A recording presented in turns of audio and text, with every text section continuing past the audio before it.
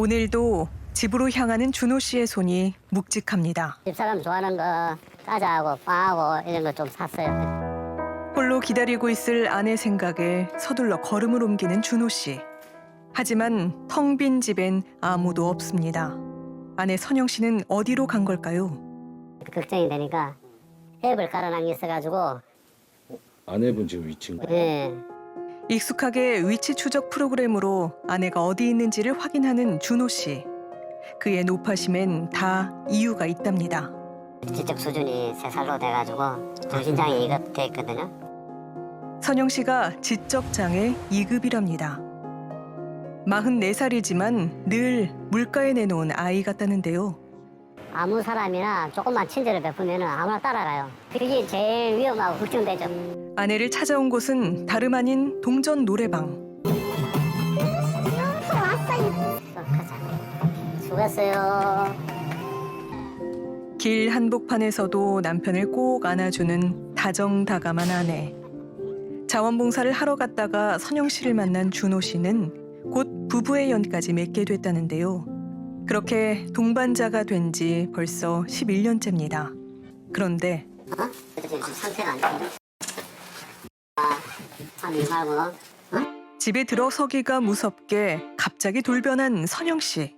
등을 돌린 그녀의 뒷모습엔 눈에 띄는 게 있습니다. 근데 아내분 머리 자르셔서 그렇게 아니요, 쪽지게 하나 다 뽑아서 그래요. 스트레스가 심해지면 더 심하게 이제 더 자주 뽑고 또 이제 그 사건이 왜? 그 사건 이후 감정 기복이 심해졌다는 선영 씨는 우리가 지켜보는 동안에도 계속해서 머리카락을 뽑았는데요. 그녀에겐 대체 무슨 일이 있었던 걸까? 들어갔다가 한 10시 반 돼가 이제 집으로 이제 제가 하면서 이제 라면이랑 간단한 거 뭐 과자 저는 사가지고 차로 다시 돌아왔는데 그 뭐 한 3, 4분 사이에 이제 집사람이 없어진 거예요. 지금도 생생하다는 그날은 2013년 11월 27일. 처음엔 흔히 있는 외출이라고 생각했답니다. 그런데 집에도 없고 계속 찾아가지고 왔다 갔다 하다가 이제 2시 반 그러다가 전화가 온 거예요. 부산 사상에 있는 공중전화에서 수신자 부담으로. 실종 3시간 30분 뒤 아내가 연락을 해온 곳이 부부가 사는 진해가 아닌 부산이었다는 겁니다. 불길한 예감에 한달음에 달려갔다는 준호 씨. 아내가 들려준 얘기는 충격적이었습니다. 걸어서 가다가 차가 와가지고 카풀 대자하니까 거기서 태워준다더라고. 그래가지고 한 15분인가 가다가 멈추고 운전을 안 하더라고. 그러면서 그 아저씨가 입에다가 키스를 하더라고. 그날 준호 씨가 강아지를 사주지 않아 차에서 내렸다는 선영 씨는 친정 식구들이 있는 부산에 갈 생각이었다고 합니다. 그런데 그녀의 곁에 흰색 RV 차량 한 대가 멈춰섰다는데요. 그 아저씨가 이제 한 57, 8살 정도. 부산 방향으로 태워준다더라고. 감사함이 두려움으로 바뀐 건 불과 10여 분 만이었습니다. 진해 국도 한켠에서 남자가 성추행을 한 건데요. 난간을 넘어가지고 도망가려고. 사람 넘어가면 되겠다 했는데 뒤잡혀가지고. 그 아저씨가 이제 차를 타라고 쪽으로 타라대요. 그러다가 이제 옷을 내리는 거예요. 저항했지만 성폭행을 당했다는 선영 씨. 그녀의 몸엔 고통의 흔적이 선명했습니다. 대체 아내를 아프게 한 범인은 누굴까? 곧장 경찰에 신고를 한 뒤 아내의 기억에 따라 사건 현장을 찾았다는 준호 씨. 그는 여전히 11년 전의 장소를 기억하고 있었습니다. 차를 여기 대고 성폭행 하려고 하니까 이제 가드를 넘어 도망갔어요. 당시 도망갔다가 다시 이쪽으로 이제 끌려왔죠. 이제 그 집사람 잃어버린 기억을 잠깐 반짝이 과학수사대하고 같이 와가지고 실제로 찾았어요. 이렇게 조사를 하면서 이제 가드레일에서 쪽지문 나왔고. 현장에서 발견된 건 쪽지문. 하지만 문제가 있었습니다. 그 흔적이 너무 작아 식별이 어려웠던 겁니다. 게다가 이게는 멈춰서 이제 본인 DNA가 나왔으니까 그 사람의 DNA는 현재 이제 없다는 거예요.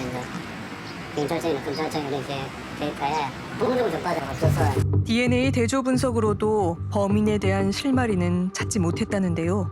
사건을 해결할 방법은 대체 뭘까? 준호 씨에겐 신락 같은 희망이 있다고 합니다.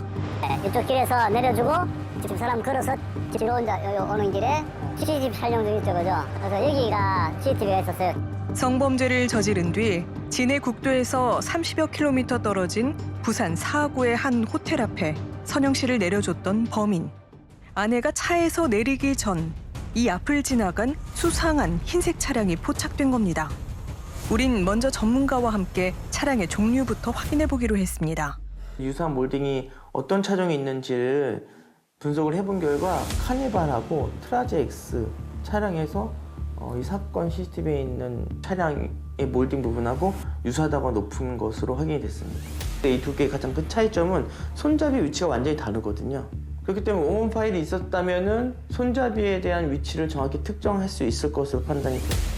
11년 전 담당 형사의 얘기를 들어봐야겠습니다. 저희들도 그 낚시에 팀이 전체 매달려가지고 계속 했는데 차량 번호 거기서 숫자가 하나라도 특정이 되면 그걸로 기준을 해가지고 좀 할 수가 있는데 이 번호 자체는 전혀 아닙니다. 몇 가지 단서가 있긴 했지만 끝내 차량 번호를 알아내지 못해 사건이 미제로 남았다는 겁니다. 그런데 그 답을 알고 있을 사람이 있습니다. 바로 피해자이자 유일한 목격자인 선영 씨입니다. 아내분께서도 혹시 그때 기억나세요? 한 165 정도, 163가요? 이게 좀 크더라고요. 이제 안경 가르마는 그냥 이제 7대3요. 얼굴 주름은 이제 조금 있더라고요. 당시에도 범인의 특징을 기억해 직접 몽타주를 그렸던 선영 씨는 아직도 또렷하게 떠오르는 얼굴이 있다고 했는데요. 어쩌면 그녀의 무의식 속에 범인에 대한 또 다른 단서가 남아있진 않을까. 우린 용기를 내어준 선영 씨와 함께 과거로 시간을 되돌려보기로 했습니다. 그리고 다시 2013년 11월 27일 밤이 시작됐습니다. 근데 부산으로 그러면 아저씨가 태워줄게 그러대요. 그래가지고 이제 그럼 부산 어디냐 하니까는 그 아저씨가 이제 집이 하단이라고 거기에서 이제 내려주겠다고 그러더라고. 3일 동안 전화 통화하는데 길게. 그러면 이게 좀 말투가 좀 어떤 것 같아요? 조금 저음요. 부산이 자신의 집이라고 했다는 남자. 한동안 아내와 통화를 이어갔다는 그는 유부남이었다고 합니다. 그런데 또 특이한 거 없을까요?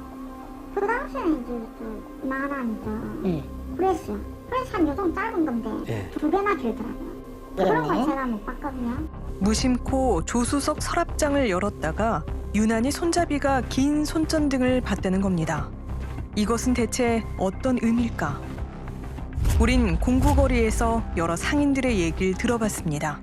정도 찾으시려면 레저용으로 해서 사냥 아니면 낚시 긴 걸 찾으신다면은 그쪽일 거예요. 멀리 볼 수 있는 사람들. 이 손전등이 낚시나 사냥 같은 레저 활동에 주로 사용된다는 겁니다.